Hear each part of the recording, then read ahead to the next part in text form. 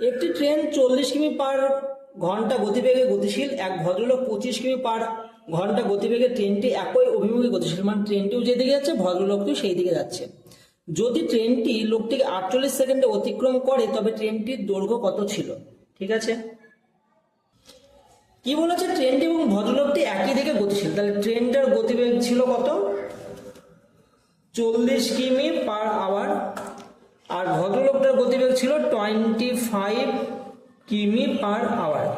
যেহেতু একই দিকে যাচ্ছে তো এক্ষেত্রে কিন্তু গতিবেগটা মাইনাস হবে, তাহলে 40 মাইনাস 25 সমান হবে 15 কিমি পার আওয়ার।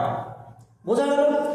এইটাকে আমরা মিটার পার সেকেন্ডে পরিণত করি। মিটার পার সেকেন্ডে করলে কি করতে হয় তোমরা খুব ভালো করে জানো, যে 5-এর 18 দিয়ে কাটাকাটি করতে হয়। কাটাকাটি করো, 3 দিয়ে কাটো,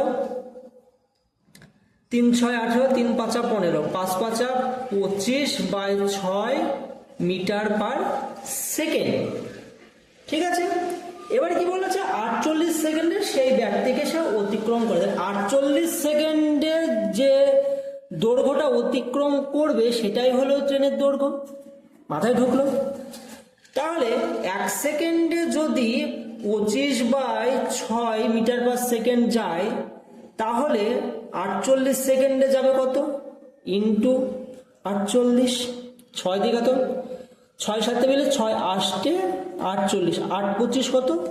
200। তাহলে 200 মিটার হলো ট্রেনটার দৈর্ঘ্য।